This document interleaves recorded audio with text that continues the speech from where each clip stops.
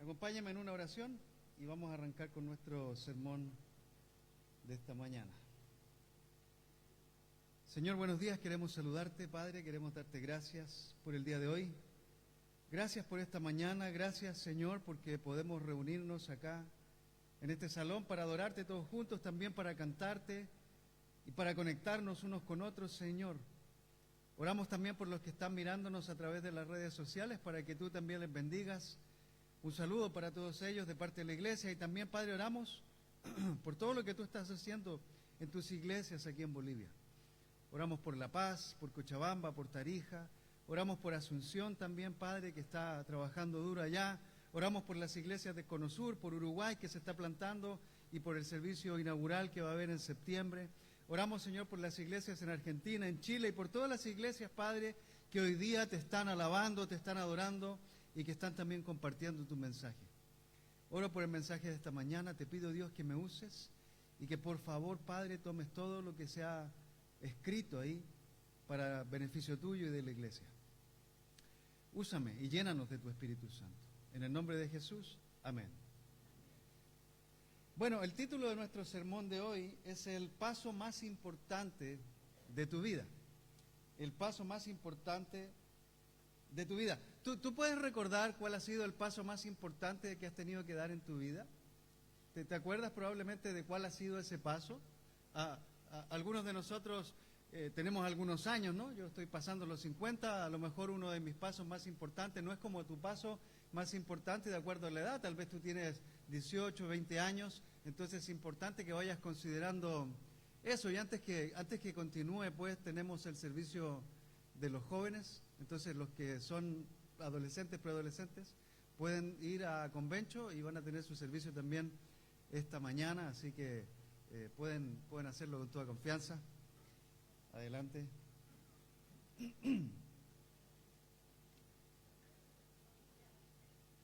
Adolescente y preadolescente, ¿cierto? Así que los demás se quedan aquí nomás, no se vayan. Pero les decía, no sé si podrán recordar ese paso. Cuando usted lee, por ejemplo, antes de Cristo y después de Cristo en los libros, o cuando uno ve películas y dicen esto ocurrió antes de Cristo, esto pasó después de Cristo, pues hay un antes y un después en nuestra vida cuando conocemos al Señor. Hoy mismo, mis queridos hermanos y amigos, por ejemplo, si ustedes hoy nos visitan y aún no se han convertido al Señor, hay un antes y un después en tu vida. Si aún no te has convertido, todavía vives en el antes. Vives en el periodo antes de Cristo, antes que Cristo haga los cambios en tu vida, antes de que Cristo te entregue el Espíritu Santo. Si estás en el antes, aún no has sido transformado, aún no has sido perdonado, aún tu vida no ha cambiado y sigues viviendo de la misma manera en que lo has hecho siempre. Pero si ya diste el paso, pues ahora estás viviendo el después de Cristo. Y el después de Cristo es el paso más importante para nuestra vida. Porque después de Cristo es cuando los cambios empiezan a producirse. Recuerdo, antes de ser cristiano, intentaba, y a lo mejor ustedes se conectan con lo que yo voy a decir, o si entienden las mismas cosas que voy a hablar ahora. Antes de estar con Cristo, yo intentaba hacer cambios en mi vida. Quería cambiar mi carácter. Quería ser una persona más amorosa, porque era bien pesado.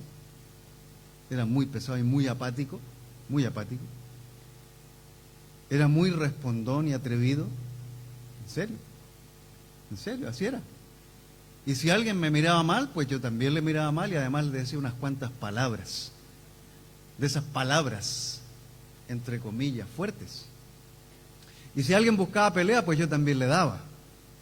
Entonces era una persona agresiva, no era una persona dócil, no era una persona empática, era pesado. Y ahora cuando ando no tan lleno del Espíritu, pues soy pesado también. ¿Ve? ¿No ve? Y esas cosas me persiguen porque hay muchas cosas del pasado que obviamente Dios está transformando porque estoy viviendo en el después de Cristo en mi vida. Pero sí quedan algunos rasgos del carácter que yo tenía antes de ser cristiano. Y mientras más adultos nos convertimos al cristianismo, hay más rasgos del mundo que quedan en nuestro carácter que deben ser tratados por Dios a medida que vamos caminando con el Señor. Pero sí, había muchas cosas ahí que no me gustaban y que intentaba yo cambiar, pero no podía. A lo más llegaba 2 semanas sin hacer algo. Pero después volvía a caer en las mismas situaciones porque no tenía al Señor en mi vida. Y probablemente algunos de ustedes que hoy no se han convertido al cristianismo están viviendo de la misma manera, intentando hacer cambios en su vida, pero sin poder. Y es que no podemos cambiar si no tenemos al Señor. Es imposible. Alguien te va a decir, no, yo puedo hacer los cambios. Bueno, ¿cómo será cuando estás solo en tu casa? Porque es fácil mostrar una imagen para todos los demás, ¿verdad? Pero cuando estás detrás de las puertas que se cierran al mundo y se abren a tu casa, entonces los que viven contigo realmente ven quién eres. Y si estás solo te das cuenta de quién eres también. Porque tienes que cambiarte la cara al salir de tu casa, cada mañana. Entonces cada uno de nosotros damos un paso importante en nuestra vida. Hay muchas decisiones en nuestras vidas que podemos considerar como las más importantes, pero no necesariamente son las más importantes. ¿Te has puesto a pensar cuál fue? Y voy a repetir lo que dije al principio. ¿Cuál fue la decisión más importante de tu vida? ¿Te has puesto a pensar en eso? ¿Te has puesto a pensar en que las decisiones que tomas en tu vida generan consecuencias para ti y para los que te rodean? ¿Te has puesto a pensar que los pasos que das en tu caminar con Dios o sin Dios generan consecuencias para ti personalmente y para las personas que están contigo? Si eres casado, por ejemplo, las decisiones que tú tomas no te afectan solo a ti, afectan a tu esposa o a tu esposo o a tus hijos. Ya sean buenas o malas decisiones, cada una de ellas afectan las personas que están con nosotros. Y si eres soltero puedes pensar, bueno, yo soy soltero, no tengo a nadie aquí, así que no afecto a nadie. No es así. Tus decisiones te afectan y afectan a los que te rodean, afectan a tus hermanos en la iglesia, afectan a tu familia que a lo mejor no vive contigo en la casa, pero que está viéndote, que está mirando la manera en que has crecido o has evolucionado. El trabajo, las relaciones que tenemos, cómo invertimos el dinero y todo lo que hacemos afecta a otras personas también. Nuestros pecados nos afectan a nosotros, pero afectan a los demás también. Nuestras mentiras, nuestras inmoralidades y todas las cosas que están en contra de Dios no solo te afectan a ti, afectan a los demás. Así que un paso que nosotros damos no solo marca algo en nuestra vida, sino que marca también algo en los demás. Marca una diferencia, genera un impacto. Así que hoy día quiero compartir con ustedes acerca del paso más importante de nuestra vida. Mira Romanos capítulo 5. Romanos capítulo 5, verso 6 al 8. Romanos capítulo 5, versículos 6 al 8. Me confundo ahora, como está todo aquí atrás mío, no sé, pero tú estás al control, Romanos capítulo 5, versículos 6 al 8. Voy a estar leyendo de la Nueva Versión Internacional, pero en la pantalla hay una versión que elegí, que es un poquitito distinta en la traducción, pero se llama la Nueva Biblia Viva. Es una traducción un poquitito diferente, aunque se relaciona mucho con la NBI. Y dice así esta versión: cuando éramos incapaces de salvarnos, Cristo llegó en el momento oportuno y murió por los pecadores. Es muy difícil que alguien dé su vida por una persona justa y buena, aunque en efecto pudiera darse un caso así. Dios, no obstante, nos demostró su amor al enviar a Cristo a morir por nosotros, aun cuando éramos pecadores. Aun cuando éramos pecadores.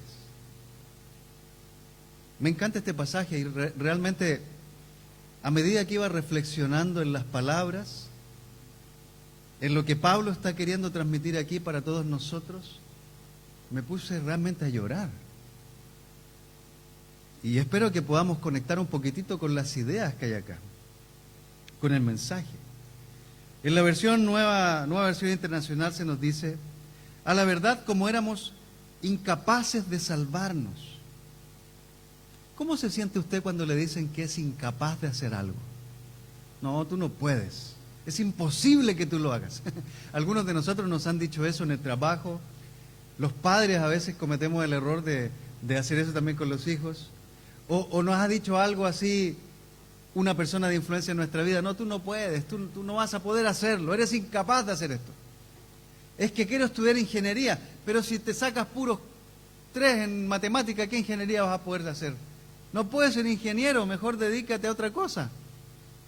Es que voy a ser profesor de lenguaje. Pues si ni lees, ¿qué vas a ser profesor de lenguaje? No tienes, en Chile le decimos, no tienes dedos para el piano. No funciona en realidad, no eres para eso. Ah, no, es que voy a ser mecánico. No, pucha, si ni el auto me lo sabe arreglar, ¿qué va a ser mecánico? Ah, no, yo voy a ser mamá. No, ¿qué si no sabes ni criar los niños? Ni las muñecas las sabes arreglar. ¿Qué mamá vas a hacer? Y estamos acostumbrados a recibir siempre este mensaje: somos incapaces de hacerlo. Claro, muchas veces cuando nos dicen que somos incapaces, la resiliencia nos llama a terreno y empezamos a levantarnos. Y empezamos a decir: no, yo soy capaz, yo puedo hacerlo, yo voy a lograrlo. Y como que empezamos a automotivarnos también, y al final el que quería ser profesor de lenguaje lo es. El que quería ser ingeniero lo logra, el que quería ser mecánico hace un buen trabajo, y la que quería ser mamá es tremenda madre. ¿Por qué? Porque puede hacer cambios en su vida, gracias a Dios, gracias a la influencia y gracias también a toda la ayuda que recibe. Entonces sí podemos hacer algunos cambios. No es que somos incapaces para todo.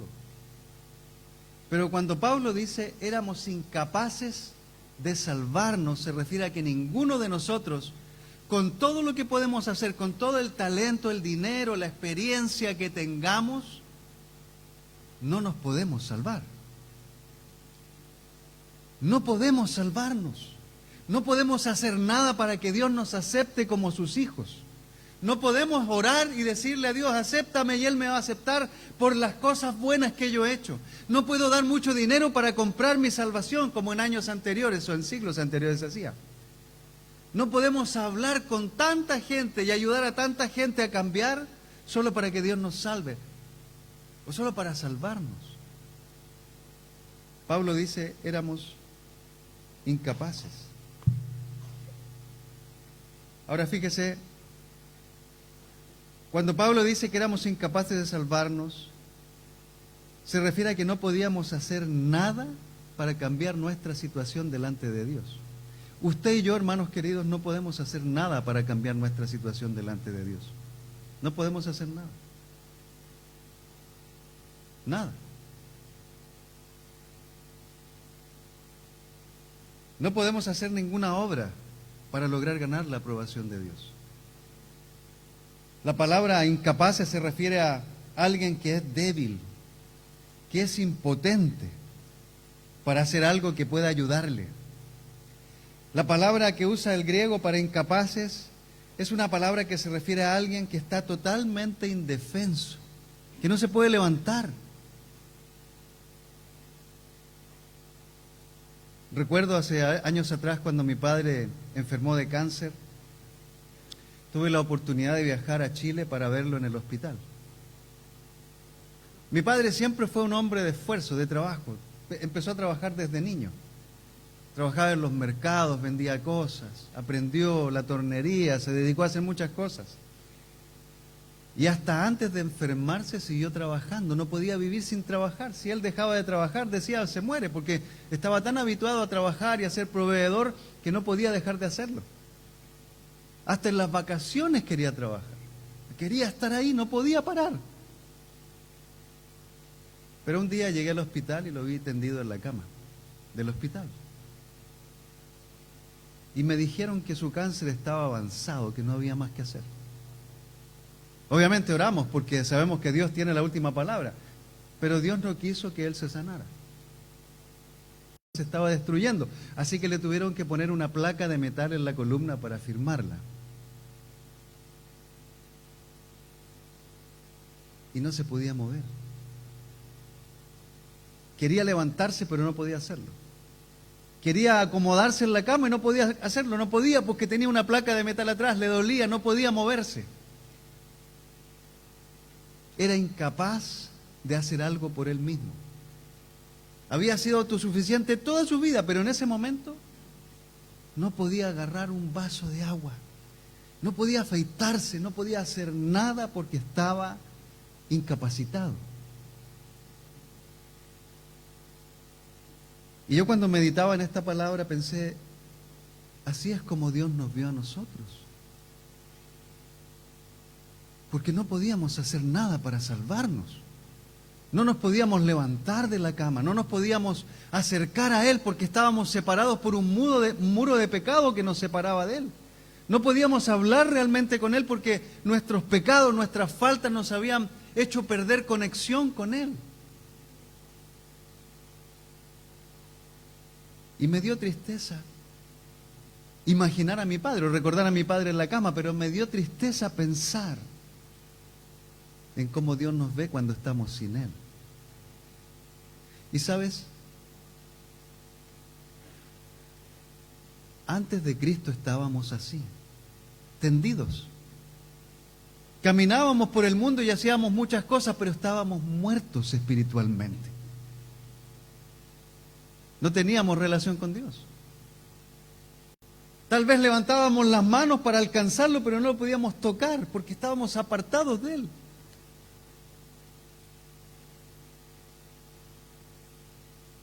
Y Dios nos veía imposibilitados, tendidos, deprimidos, agobiados, cansados, frustrados algunos de nosotros, así como tal vez llegaste el día de hoy, llenos de dolor y de cargas. Para mí ver a mi padre de esa manera fue tremendamente doloroso, y dejarlo en la cama del hospital para volver acá fue tremendamente doloroso, porque no me pude quedar con él, no lo pude acompañar hasta que muriera, tenía que volver a mi trabajo y lo dejé allá. Y cuando él murió lo vi por Facebook porque mi hermana me compartió nada más un video donde él estaba agonizando. Fue la última vez que vi a mi padre desde Santa Cruz por teléfono antes de que él muriera. Y cuando murió, el avión que tenía que tomar llegó 6 horas tarde. Así que ni siquiera alcancé a estar en su funeral.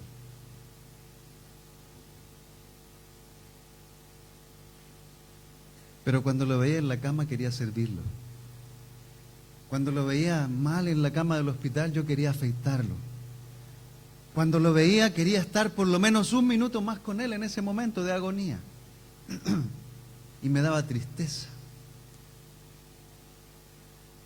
Cuando pienso en Dios, hermanos, cuando pienso en el amor de Dios, creo que Dios nos ve de esa manera y siente tristeza por nosotros. Fíjese una escritura que está en Juan 3:16, que no está aquí en la pantalla. En Juan capítulo 3, versículo 16, que es una escritura muy famosa porque generalmente se enseña sobre esa, se habla sobre ella.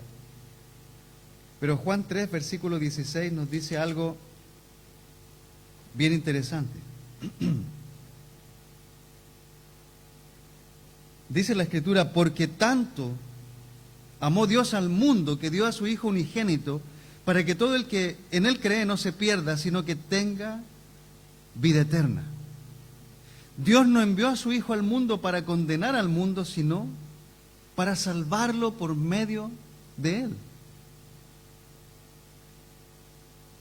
Porque Dios amó tanto, tanto, no un poco, no un poquito, tanto, es una palabra exagerada en el griego. Es una palabra que nos dice Dios nos amó de tal manera que fue capaz de hacer algo grandioso por nosotros.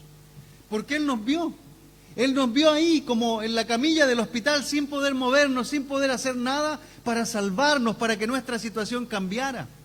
Él nos vio sufriendo, Él nos vio llorando, Él nos vio agonizando en medio de todos nuestros pecados, en medio de nuestras faltas, en medio de las cosas que otros nos habían hecho. Llorando, clamando, sufriendo, Dios miró e hizo algo. ¿Sabes lo que hizo? Dio el primer paso. El paso más importante de tu vida, de nuestra vida, ni siquiera lo dimos nosotros. Es así de humillante porque nosotros no podemos hacer nada por nosotros mismos para alcanzar la salvación. Entonces, como Dios sabía que nosotros no podíamos hacer nada para alcanzar la salvación, Él dio el primer paso. Él nos vio ahí tendidos en la camilla sin poder movernos y envió a su Hijo Jesucristo a morir por nosotros. Ese fue el primer paso. Hermano, tú no tuviste que dar el primer paso. Yo no tuve que darla para que hoy estemos aquí mirando nuestra vida por la lente de un antes y un después. Un antes y un después. Pero si no fuera por ese paso, si no fuera porque Dios dijo, amo tanto a esta gente, amo tanto a mi creación, amo tanto a estas personas, que voy a hacer que maten a mi hijo para que ellos puedan salvarse.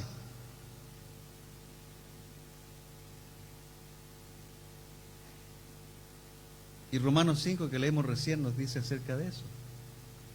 Dice, la verdad es que no podían salvarse. ¿Te imaginas a Dios conversando con Jesús y el Espíritu Santo en el cielo?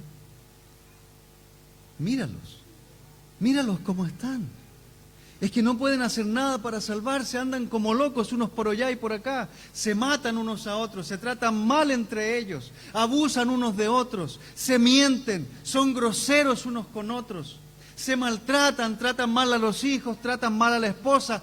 ¿Qué podemos hacer? Pues lo único que podemos hacer es enviarte a ti a morir por ellos.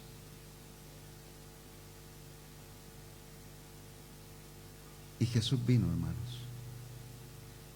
Salió de su zona de comodidad en el cielo, de su zona de confort, porque todos tenemos una zona de seguridad, una zona de confort. Dejó el cielo para venir a nuestra tierra, para compartir la vida con nosotros. Y no le puso ningún reparo a Dios, porque Jesús tiene el mismo corazón. Probablemente los tres estaban mirando. Te estaban mirando a ti, hermano.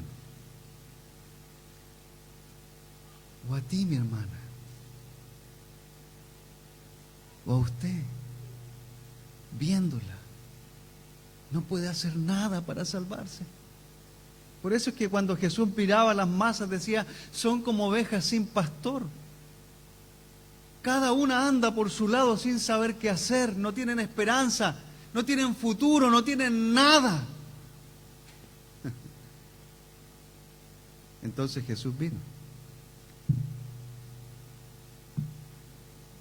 e hizo lo que nadie más puede hacer por nosotros. Dice la Escritura nuevamente en Romanos, si vas ahí conmigo. En el versículo 7, es difícil, es muy difícil, y esto es cierto. Es muy difícil que alguien dé su vida por una persona justa y buena, aunque en efecto pudiera darse un caso así. Yo me imagino que Pablo estaba diciendo, bueno, es muy difícil realmente que esto ocurra. Es muy difícil que alguien dé su vida por alguien, bueno, justo y que sea bueno, por alguien íntegro. Tal vez por un hijo, tal vez por alguien que uno ama mucho, pero de ahí a dar la vida por todos nosotros. Si todos nosotros tuviéramos la oportunidad, porque sé que nos conocemos, pero si tuviéramos la oportunidad, por ejemplo, de mirar cada cosa que hemos hecho antes de Cristo en nuestra vida. Si pudiéramos mirar aquí en la pantalla, por ejemplo, pasar la vida de Cristian Escobar completita desde que nació hasta ahora. ¡Ucha, hermano! ¿Qué cosa no verías ahí? O si te pusieran a ti aquí y mostraran toda tu radiografía, los pecados desde que tuviste conciencia de pecado hasta el día de hoy, Mirá lo que hizo eso. Uy, este hermano es terrible. ¿Cómo pudo hacer eso? Y yo lo tenía por buena persona. Pero mira lo que hizo ese. Y de repente sales tú. Calladingo ahí, ¿no? A ver quién va a decir algo. Agachadito ahí como, este soy yo. Este soy yo sin Jesús. Porque todos nosotros tenemos un antes y un después. Y Dios conoce el antes y el después. Y tú también lo conoces bien. Conoces tu oscuridad. Conoces las cosas que hiciste antes de Cristo. Todos esos pecados que tienes vergüenza de que otros sepan, tú sabes que están ahí, en la cajita de los recuerdos. Y las consecuencias de esos pecados también están en otros, porque otros recibieron el martirio de lo que hicimos. Así que si nos pusieran aquí al frente y mostraran todo lo que somos, ¿serías capaz de morir por uno de esos? ¿La esposa sería capaz de morir por un esposo así? ¿O el esposo sería capaz de morir por una esposa así? ¿O los hijos serían capaces de morir por un padre que haya hecho tantas barbaridades? Por eso Pablo dice aquí, es muy difícil. Y es como una reflexión. Es que es muy difícil realmente que alguien dé su vida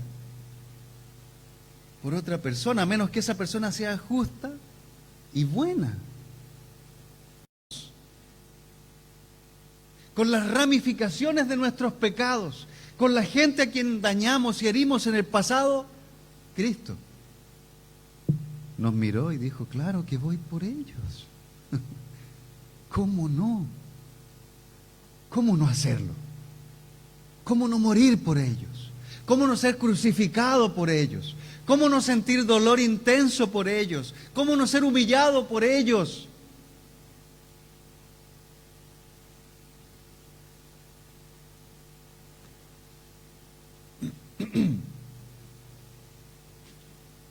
Pero Pablo continúa diciendo, es muy difícil que alguien muera por otro. ¿Te has puesto a pensar en eso? ¿Te has puesto a pensar si morirías por el que está al lado tuyo? Llegado el momento, ¿te has puesto a pensar si darías tu vida por el otro? No obligado, no por obligación. En la guerra muchos mueren por obligación, por amor a la bandera, por amor al país, pero obligados por algo. Pero morir porque quieres hacerlo, no por obligación, sino que yo voy a morir por él, voy a morir por ella, no importa lo que me hagan. Voy a entregar mi vida por él, por ella. ¿Por qué? Porque no puede hacer nada para salvarse.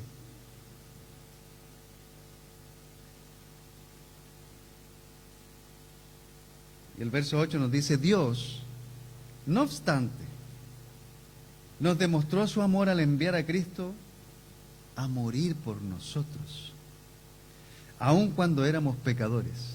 ¿Sabes? Probablemente uno piensa, bueno, si este cambia, yo hago algo por él, pues, ¿no? Si deja de hablar así, pues yo hago algo. Si se saca buenas notas en el colegio, entonces le compro los regalos que me está pidiendo. Si deja de decir burrera, entonces yo lo trato mejor. Si me trae flores, entonces sí le va a ir bien. Siempre ponemos una condición para hacer algo bueno por el otro, pero dice la Escritura que cuando éramos pecadores,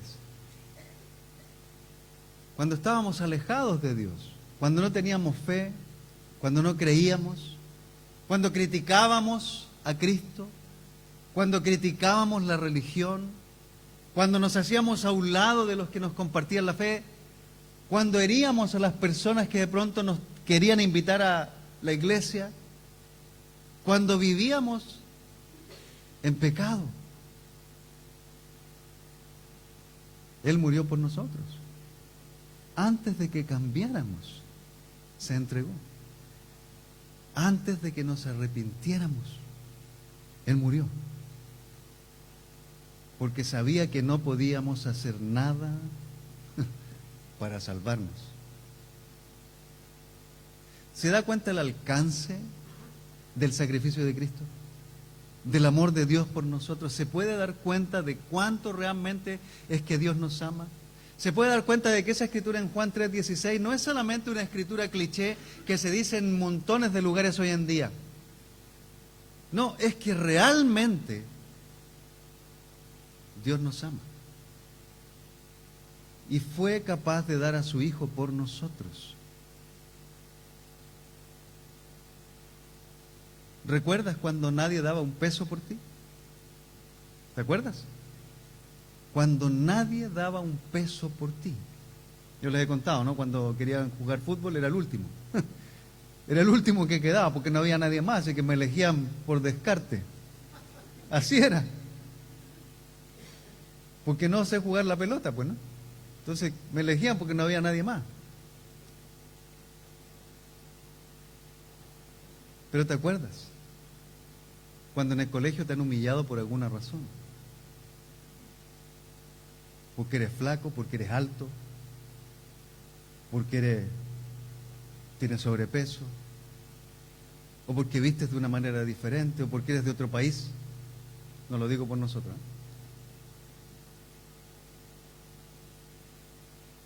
¿Te acuerdas? Pues Cristo murió hasta por el que nos hizo daño. ¿Recuerdas al que te hirió? Porque algunos de nosotros hemos sido heridos aquí. Hemos sido heridos profundamente en nuestros corazones. Cristo murió por esa persona también.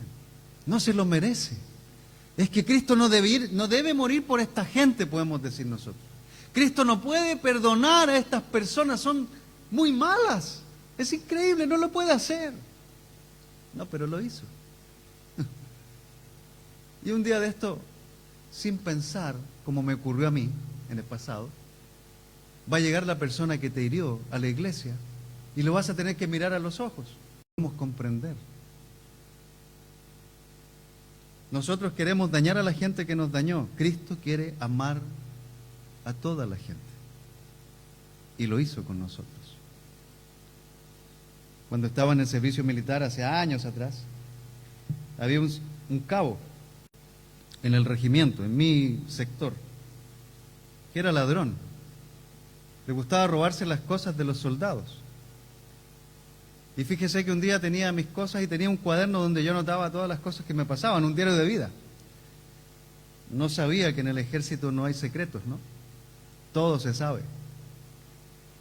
Y un día el hombre este abrió mi casillero, sacó el cuaderno, lo leyó y me acusó con el sargento.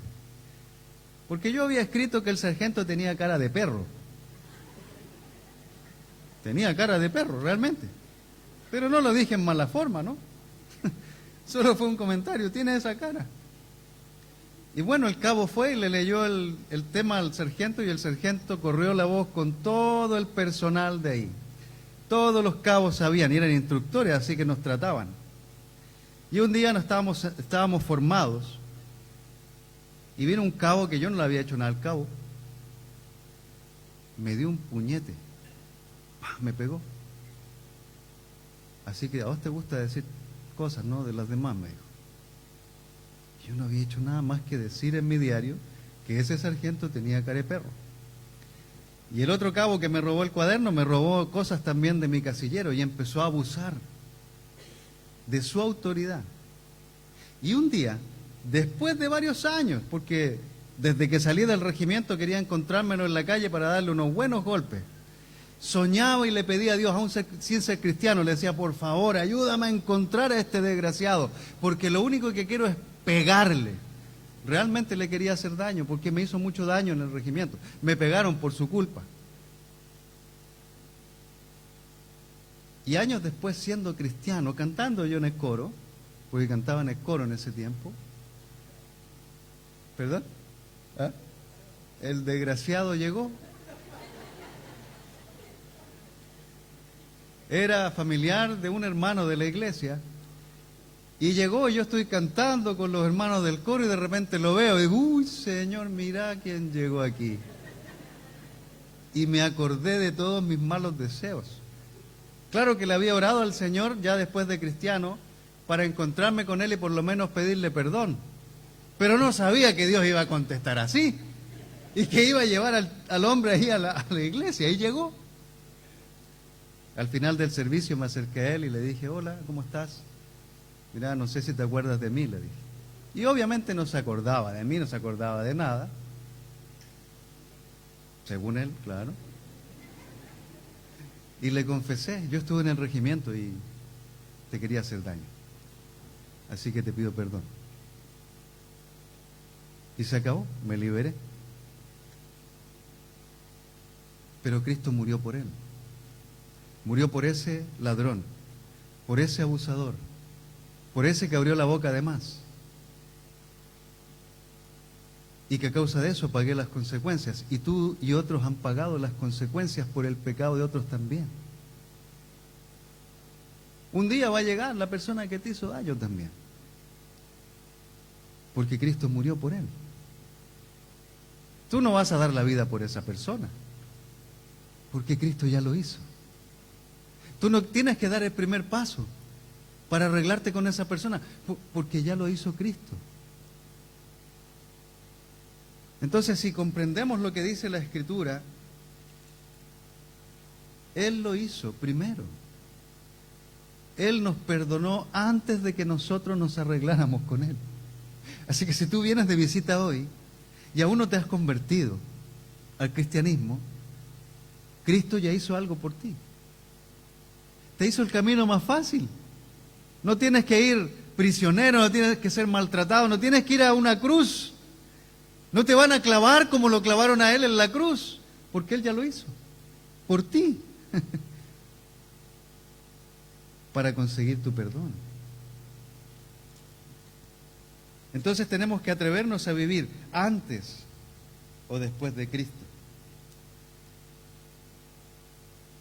En otra ocasión, recuerdo que me invitaron, o me pidieron, estando en otra iglesia allá en Chile, para asistir a una familia donde la hija adolescente se había suicidado.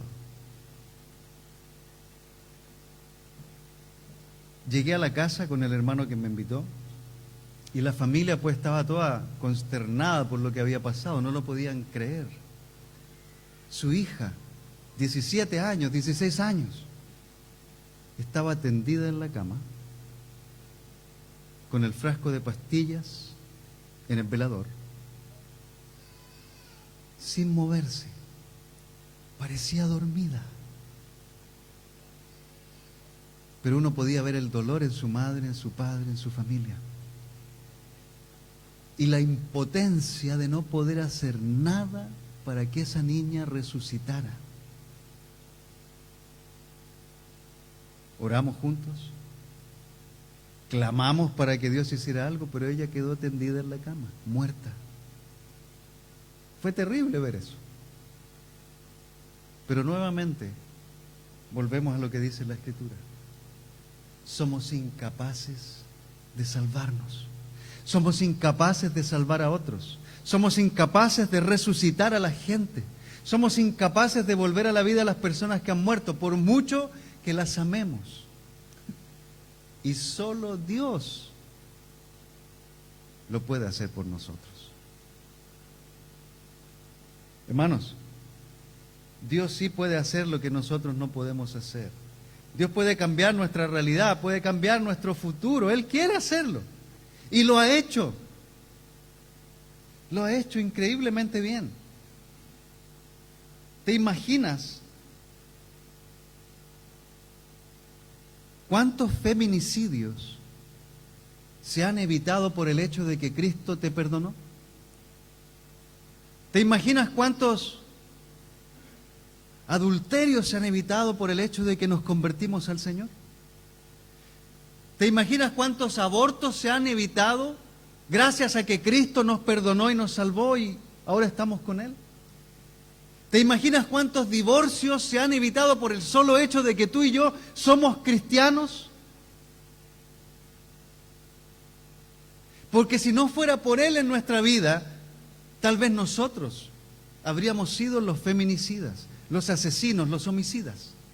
Tal vez nosotros seríamos los abusadores, los violadores, las personas que estaríamos haciendo mal. ¿Te imaginas cuántas enfermedades venéreas se han evitado por el solo hecho de que ahora eres cristiano? Es que uno no piensa en eso, solamente piensa superficialmente en algunas cosas. Pero todo lo que Cristo hizo por nosotros evitó que muchas de estas cosas ocurrieran. Y te apartó para que no cayeras en lo mismo. Dios hizo algo. Dios hizo algo y le costó. Fíjate en este pasaje, y con esto voy a ir terminando. En Filipenses capítulo 2, versos 5 al 8, no está en la pantalla, quiero que por favor lo busques en tu Biblia o en tu celular. Filipenses capítulo 2, versículos 5 al 8, nos encontramos con la muestra del paso tan grande que Cristo hizo. Voy a leerlo de acá de mi Biblia. Dice así, Filipenses capítulo 2, versos 5 al 8. Si puedes tomar nota, apúntalo. Pablo, hablándole a los hermanos en la iglesia de Filipos, les dice: la actitud de ustedes, o el sentir de ustedes, como dice la Reina Valera, debe ser como la de Cristo Jesús, quien siendo por naturaleza Dios no consideró el ser igual a Dios como algo a que aferrarse. Por el contrario, se rebajó voluntariamente, tomando la naturaleza de siervo y haciéndose semejante a los seres humanos.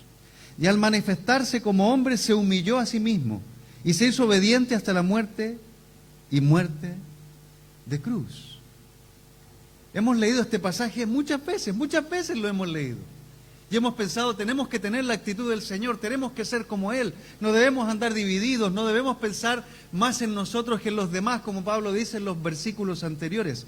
Pero el pasaje está hablando precisamente de lo que significó para Jesús dar el primer paso. Porque cuando Cristo dio el primer paso, dice la Escritura, que era Dios, tenía naturaleza divina. No la perdió obviamente al venir a la tierra, continuó con su naturaleza, pero no consideró ser igual a Dios cuando vino entre nosotros. Él no usó sus credenciales para presentarse.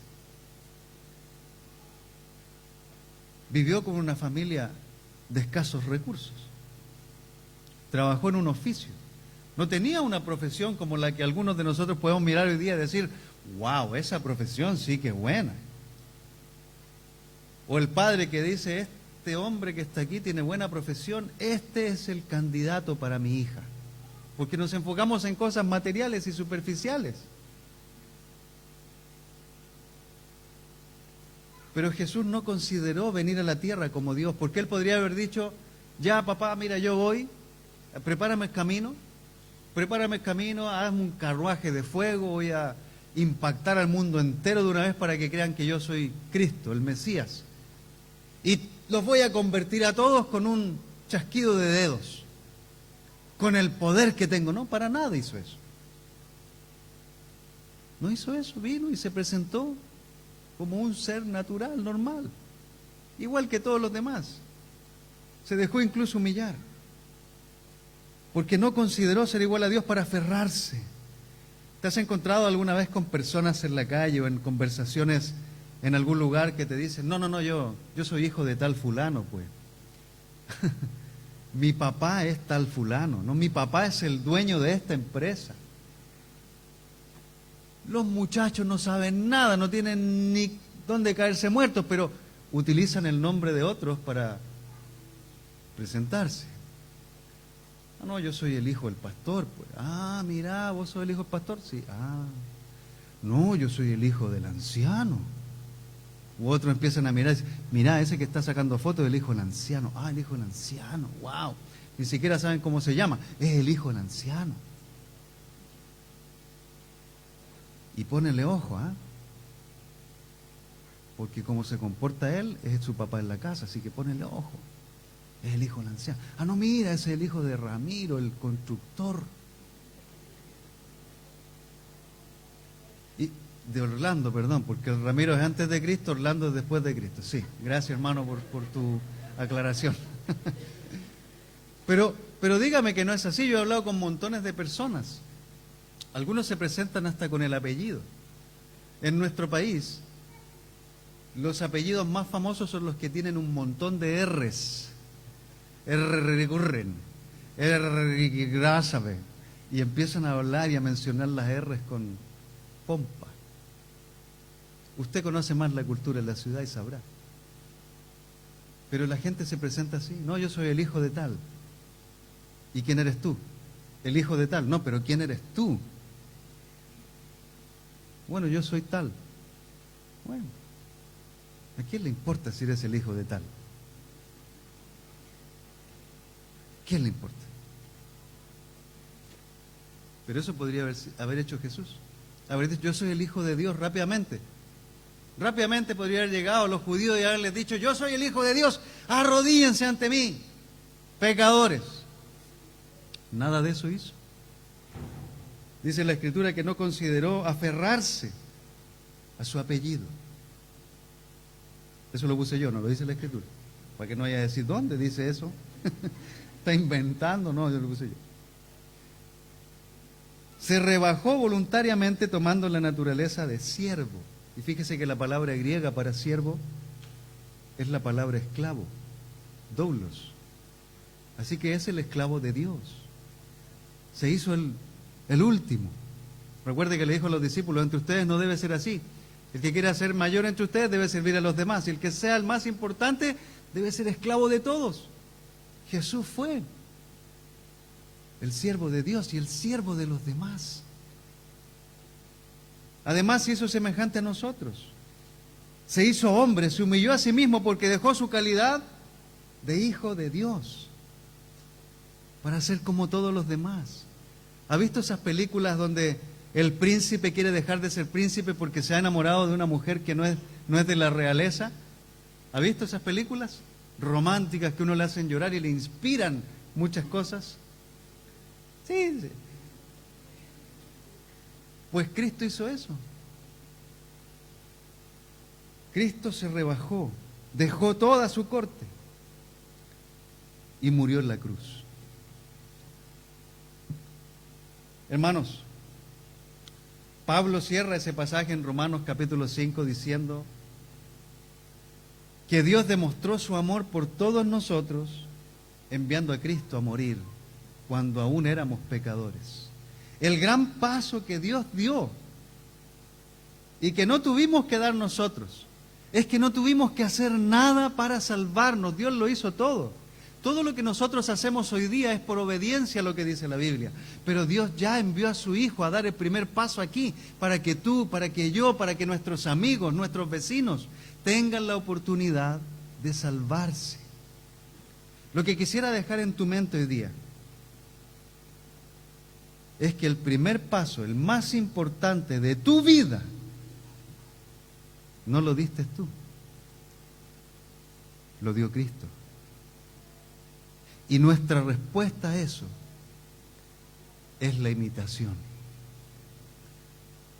Si Cristo dio el primer paso para que nosotros nos salváramos, nosotros debemos dar el primer paso para que otros se salven. No debemos quedarnos simplemente escondidos detrás de las cuatro paredes de nuestras casas o de la congregación. No debemos quedarnos escondidos esperando que las personas vengan para que Dios los salve. No, Cristo dio el primer paso para que usted, para que yo nos atrevamos a salir de nuestra zona de comodidad, de nuestra zona de confort, ahí donde nos sentimos seguros y tranquilos, y caminemos a un mundo incierto, donde están las personas que nos hirieron, donde están los heridos, los que están incapacitados para hacer algo para salvarse. Dios quiere que nosotros avancemos a la zona insegura y ayudemos a la gente a volverse al Señor. Así que piense nada más en esto. Él lo hizo primero por nosotros. Ahora nos manda a nosotros a dar el primer paso por los demás. Así que no olvidemos, ya estamos salvados, pero hay un montón de gente que no lo está y que debiera estar en estas sillas vacías que hoy día tenemos. Así que oremos trabajemos, esforcémonos por alcanzar a la gente que no lo ha recibido aún. Amén. Que tenga una buena tarde, gracias por su atención y nos veremos la siguiente semana.